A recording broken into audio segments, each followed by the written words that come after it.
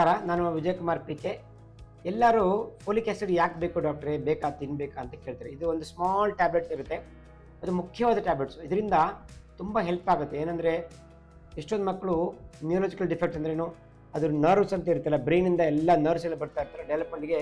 ಇದೊಂದು ಮುಖ್ಯ amino acids ಅಂತ ಹೇಳ್ತೀವಿ, ಅಂದರೆ ಇಂಪಾರ್ಟೆಂಟ್ ಟ್ಯಾಬ್ಲೆಟ್ಸ್. ಅದನ್ನು ನಮ್ಮ ಆಹಾರದಲ್ಲಿ ಇರುತ್ತೆ, ಅದು ಕಮ್ಮಿ ಭಾಗದಲ್ಲಿ ಇರುತ್ತೆ. ಅದನ್ನು ನಾವು ಓರಲ್ ಟ್ಯಾಬ್ಲೆಟ್ಸ್ ಕೊಡ್ತೀವಿ.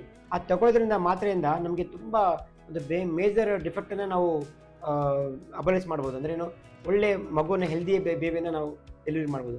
ಆ ಫೋಲಿಕ್ ಆಸಿಡನ್ನು ಯಾವಾಗ ಸ್ಟಾರ್ಟ್ ಮಾಡಬೇಕು, ಫರ್ಟಿಲಿಟಿ ಅಂದರೆ ಮಗು ಬೇಕು ಅಂತ ಬಂದ ತಕ್ಷಣವೇ ಅವ್ರಿಗೆ ಈ ಫೋಲಿಕ್ ಆಸಿಡ್ ಟ್ರೀಟ್ಮೆಂಟನ್ನು ಕೊಡ್ತೀವಿ. ನ್ಯಾಚುರಲ್ ಆಗಲಿ ಅಥವಾ IUI ಆಗಲಿ IVF ಆಗಲಿ ಎಲ್ರಿಗೂ ಈ ಟ್ಯಾಬ್ಲೆಟ್ ತಗೊಳ್ಳೋದ್ರಿಂದ ತುಂಬ ಹೆಲ್ಪ್ ಆಗುತ್ತೆ. ಯಾಕೆಂದರೆ ನ್ಯೂರಾಲಜಿಕಲ್ ಡಿಫೆಕ್ಟ್ ಅಂತ ಬರುತ್ತೆ ಮಗುವಲ್ಲಿ.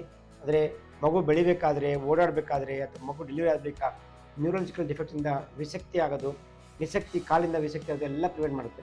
ಸೊ ಇದು ಒಂದು ಸಿಂಪಲ್ ಟ್ಯಾಬ್ಲೆಟ್ಸಿಂದ ಎಷ್ಟು ಬೆನಿಫಿಟ್ ಇದೆ ನೋಡಿ. 5 ಮಿಲಿಗ್ರಾಮ್, ಅದು ಒಂದು ಚಿಕ್ಕದಿರುತ್ತೆ, ಹಾರ್ಡ್ಲಿ ₹2 ₹1 ಇರುತ್ತೆ ಅದು ಟ್ಯಾಬ್ಲೆಟ್ಸು. ಎಲ್ಲರೂ ನಿಮಗೆ ಫರ್ಟಿಲಿಟಿ ಇಶ್ಯೂ ಇದ್ದರೆ ಖಂಡಿತವಾಗಿ ತೊಗೊಳ್ಳಿ, ಬಿಡಲೇಬೇಡಿ. ಮಗು ಆಗೋವರೆಗೂ ತೊಗೊಳ್ತಾ ಇರಿ.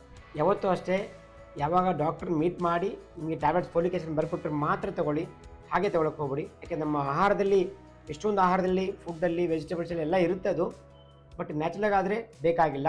ನಿಮಗೆ IUI ಅಥವಾ IVF ಅಥವಾ ಅನ್ಎಕ್ಸ್ಪ್ಲೇನ್ ಕಾಸಸ್ ಇದ್ದಾಗ ಮಾತ್ರ, ನಾವು ಡಾಕ್ಟರ್ ಪ್ರಿಸ್ಕ್ರಿಪ್ಷನ್ ಇದ್ದಾಗ ಮಾತ್ರ ನೀವು ಟ್ಯಾಬ್ಲೆಟ್ ತೊಗೊಳ್ಳೋಕ್ಕೆ ಹೆಲ್ಪ್ ಆಗುತ್ತೆ.